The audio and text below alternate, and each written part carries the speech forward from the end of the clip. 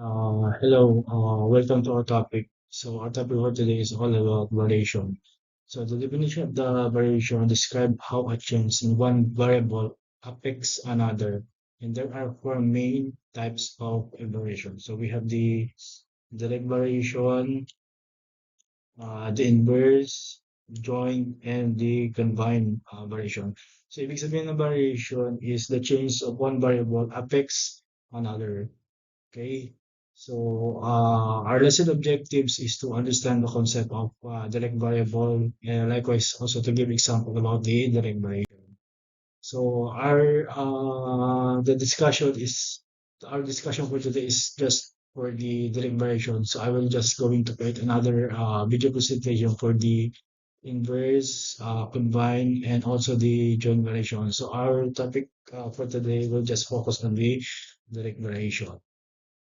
Okay, so we'll just proceed to the next slide.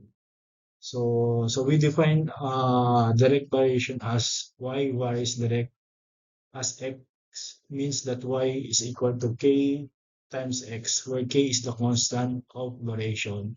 So another definition of the direct variation, an mathematical relationship where one variable is a constant multiple of another. So another way of writing this is k is equal to y over k. So ibig sabihin, to determine the value of k is to divide this by x. So then also kung anong ginawa dito sa from the right equation, you will going also to divide this one by x. So the x will be cancel out kaya meron tayo ng equation for this constant variation. So this will be the k value. So in other words, as x increase in value, y increase, or the x decrease in value, y decreases. So that's the definition of the direct variation. So if ibig sabihin daw nito yung x, pag tumaas yung value ng x, of course, yung value ng y will also increase. Uh, Another one, if the value of x decrease, also the value of y will also be decrease. Okay, so let's proceed to the example number one. So example of the direct variation. So this one is the example of a direct variation. So as you observe, ito yung value ng x. So the value of x 6, 7, 8. Then also we have the value of y 12, 14, and 16. So as you observe, ito yung mga x increases. So just the value 6, 7, 8. Likewise, also the value of y also increases. So we have the value of 12, 14, and 16. So for the example number one is, so what is the constant variation of the table? So we are asked to determine the constant value. So we will going to derive the k value.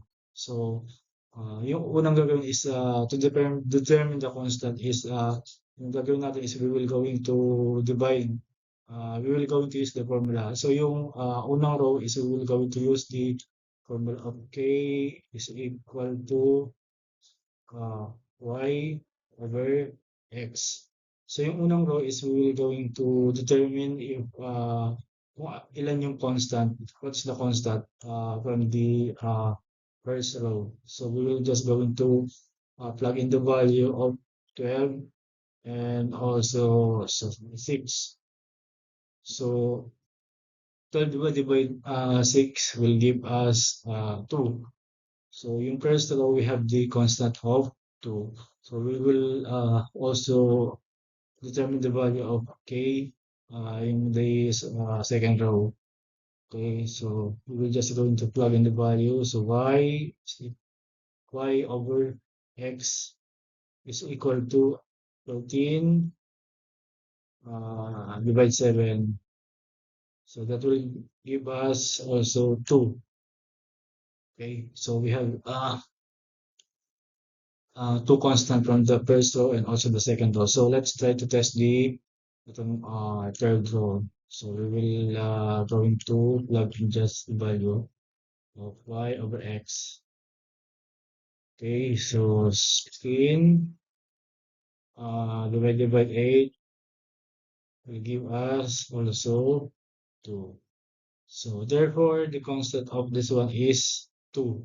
So the constant for this one is the so this one is the direct variation. Okay, so if the question is pag yung hinahanap is the equation, of course we're going to use the formula for the equation y uh, is equal to x um, is y is equal to k times x. So we're just going to plug in the value of the constant. Ito yung mga constant niya, k value. So y is equal to 2x. So this will be the equation. So if constant yung hinahanap, ito ilalagay nyo the 2. Ito yung mga constant yan. Then if it requires the equation, ito yung ilalagay nyo. So this is the equation for this example. Okay, so let's proceed to example number 2. So example number 2, ito yung mga values niya.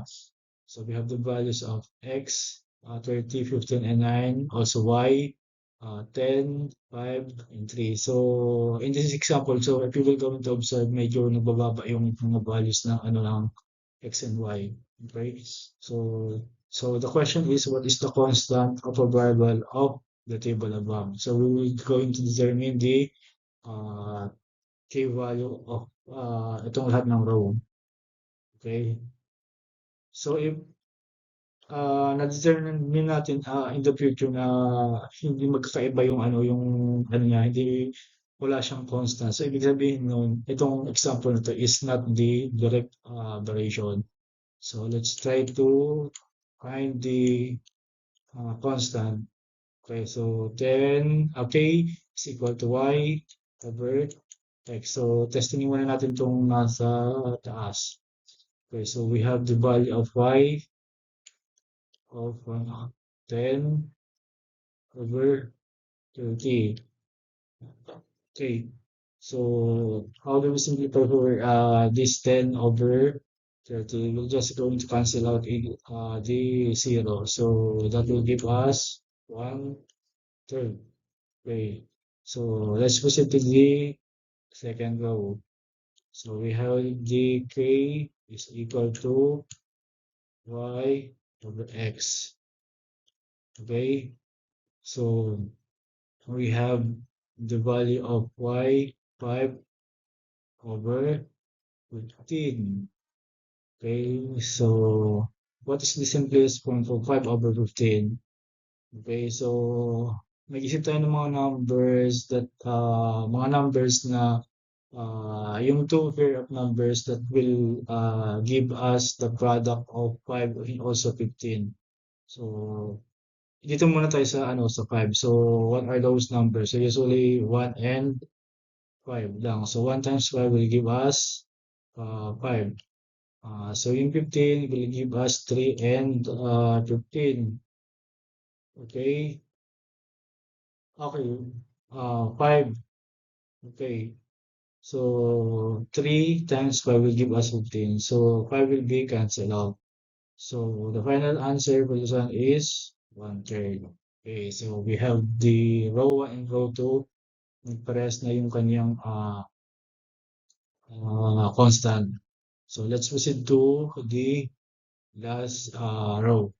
So we have the k is equal to y over x. So we're just going to plug in the value of y. So 3 over 9. Okay, so we will just going to simplify this fraction. So ano yung mga multiples of 3? So 1 times 3, a factor of 3. Then also 3 times 3 will give us 9. So this will be cancelled out. So the final answer for this one is 1 over 3. So we have the common constant for this example. So therefore, our equations, so our constant, if the constant of this variation is 1/3. So if hinahanap yung equation, we will just going to write the equation. So y is equal to k times x. So y is equal to 1/3 x. Okay, so we've proceed to example number 3. So for example number 3 is kung if you will going to observe, nagde-decrease yung mga values niya. For example, -14, -16, and -14. So we have also the value of y. So -1, -4, likewise -10. Okay, so the question is, what is the constant of the operation of the table above? Okay, so we're just going to plug in the value. So didiretsuhin na natin yung mga values. Okay, so -1 over -4. So that will give us 1/4. Okay, cancel out the negative. Okay, so another one is dito na tayo. So we're done dito. So we're just going to plug in the value. So -4 and -16. So ano yung mga factor of this 4 and 16? So we have 2 times 2 will give us 4. So this one 2 times 2 times 2 times 2. Okay, so cancel out dalawang 2 is 2 equals 2. So that will give us 1/4. Okay, so our final answer is 1/4 for this second row constant. Okay, so we proceed to the third row. So this will be the third row. So we will going to determine the constant. So k is equal to y over x. Okay, so we have the value of y is -10 over -40. Okay, so this will be cancelled out. Also the negative. So that will give us 1/4. So we have the constant of 1/4. So the value of k is 1/4. So the equation for this example is y is equal to 1/4 x. Okay, so that's it. So we proceed to this another example. So example number 4. So dito sa example number 4 is we'll just so yung the problem is what is the constant and direct variation equation. So in this example, ano siya, in the form of graph.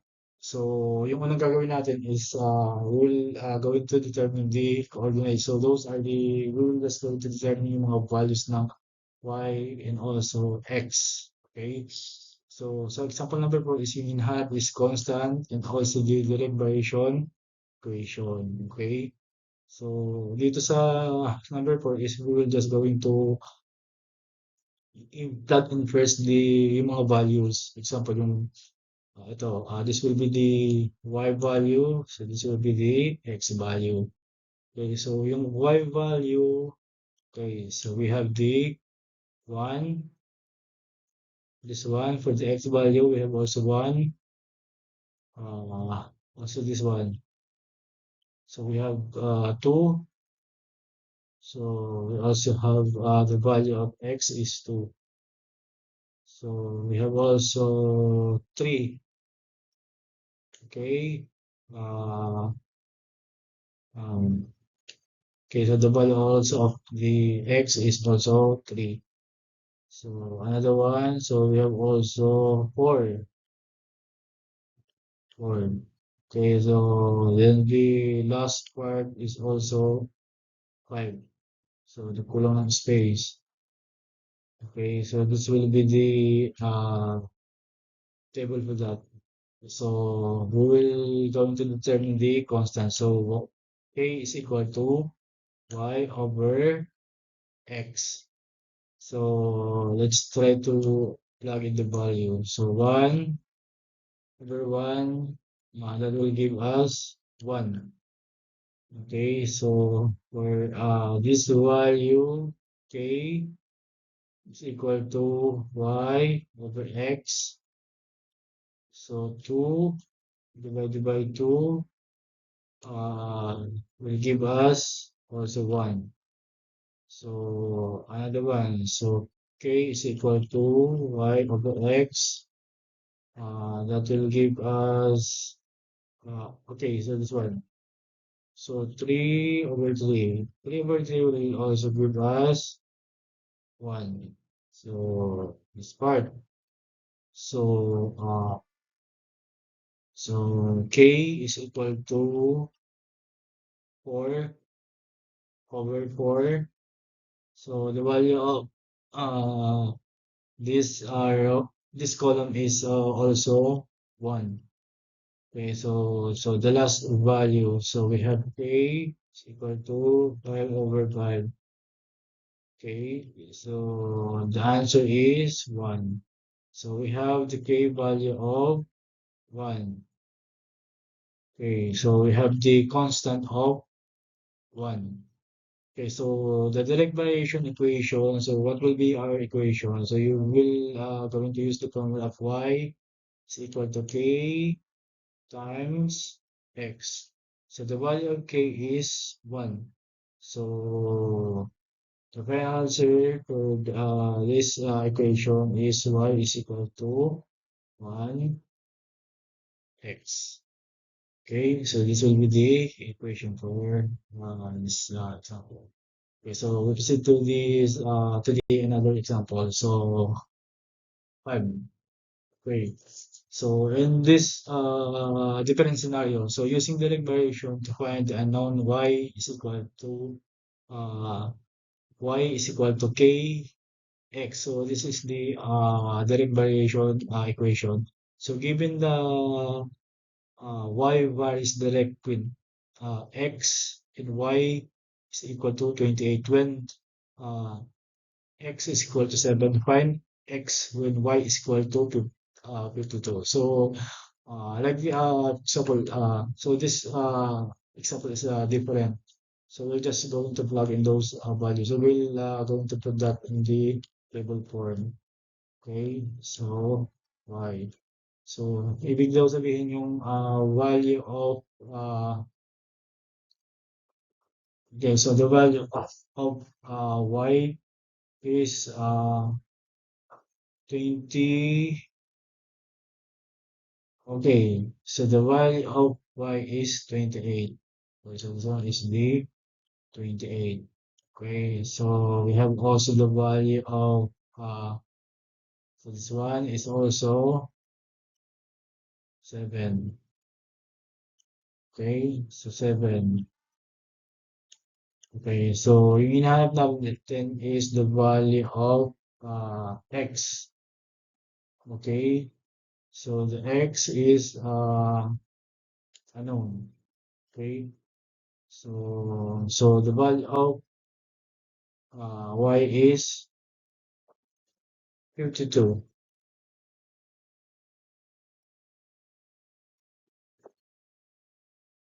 Okay, so 52.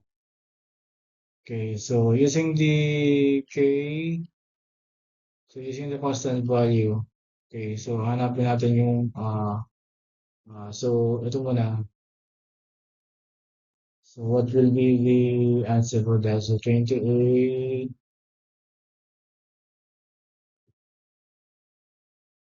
so 28 over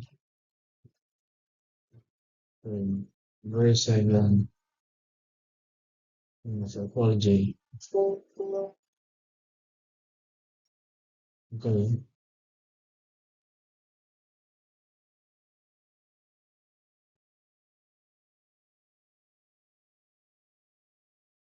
Okay, so what will be the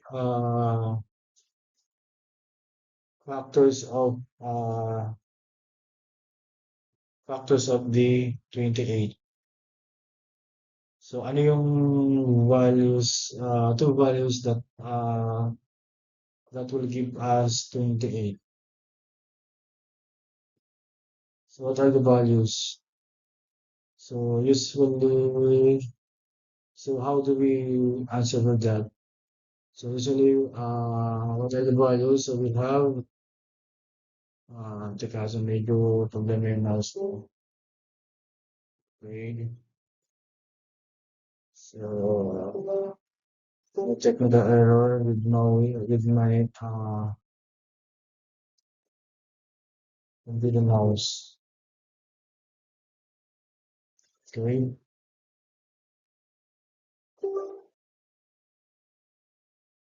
So may technical error with my mouse.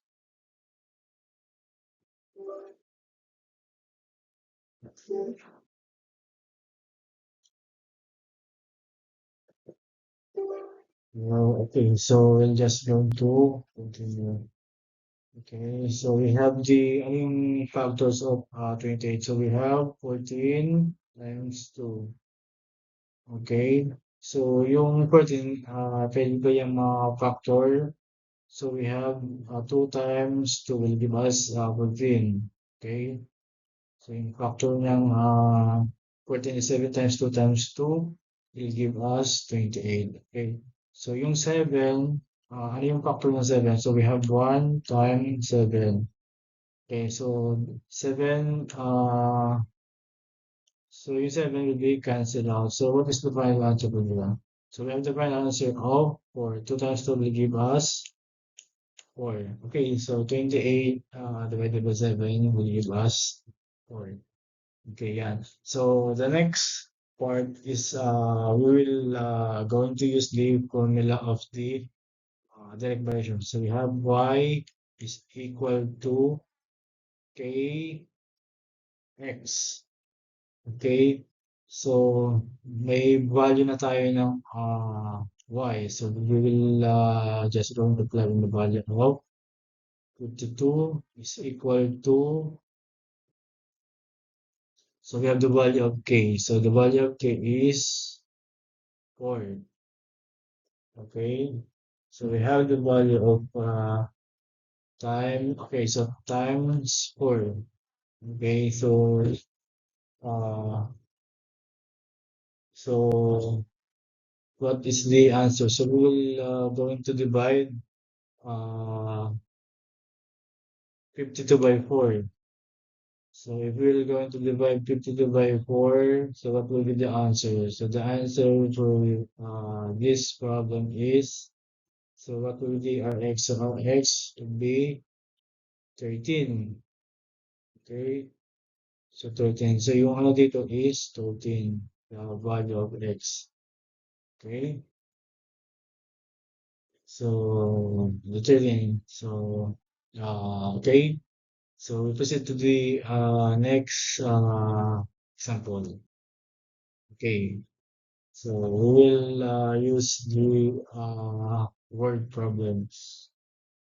Okay, using deliberation to solve word problems. Okay, so the problem, a car uses 8 gallons of gasoline to travel 200 miles. How much gasoline will the car use to travel 200 miles? Okay, so yung gagawin natin is we will going to create first the table. So yung value ng x, example, ilalagay natin dito as gas. Like yan. Then the y value, I will going to put the miles. Okay, so we have the gas for x, then y for miles. Okay, so ano yung value ng x? So we have the okay, so no, sorry. So for this one it's for gas. So we have 8 gallons. So we're just going to put the value of 8. Then 290 like so for the miles. Okay, so no matter how much gas will the car use to travel. So 400 miles. So this will be the 400. So what is the unknown? So hahanapin natin yung value ng x. Okay. So using the k is equal to y over x. Okay, so we're just going to plug in the value. So 190 over 8. Wait, 240 times 8. So we will going to use the calculator. We will going to use the calculator. So 290 divided by 8 will give us 36.25. Okay, so 36.25 the value of K. Okay, so using this, so yung value natin ng K is 36.25. So we're just going to use the formula of Y is equal to K X. So, so we have the value of 400. So 400 is equal to K. Okay, so yung value ng K is 36.25. Okay, so that is this one. Okay, so times x. Okay, so this will mean, okay, so we're going to divide this one by both by 36.25. Cancel out yung 36.25. Okay, okay, so cancel out this one. So gamitin natin also the calculator. Going to divide. So we have 400 divided by 36.25. That will give us 11.034. Okay. So tinanong naman natin yung ano yung 200 divided by 8. Okay, tama. So the final answer for this one is 400 divided by 26.20.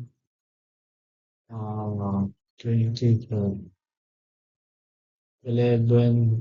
So so the final answer will 11.034. Okay, so 11.034. So the value of x. Okay, so the value of x. So dito lang. Okay, so let's try to solve the last question. So in this derivation, if you give the constant of variation k in the equation. So this time is ganun ulit. So we're just going to use the formula at k. So we're just going to test this itong formula ito. K so 5. Okay, so k is equal to 1x. So yung value ng y is 5 and 15. So what will be the simplest form? So 3 times 5. So another one is 1 times 5. Okay, so the simplest form for this one is 1 2. Okay, so another one. So okay.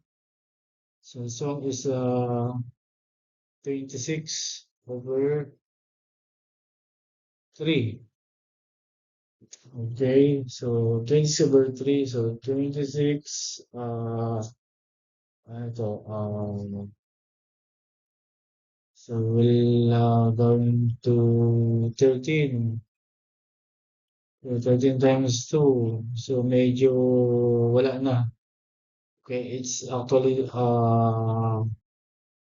hindi na siya magiging direct variation because the answer for this second row is yung simplest form niya is 26 over 3. So dapat para magkameron pa ng direct variation, dapat yung mga values na constant is 1/3. So this one is 26 over 3.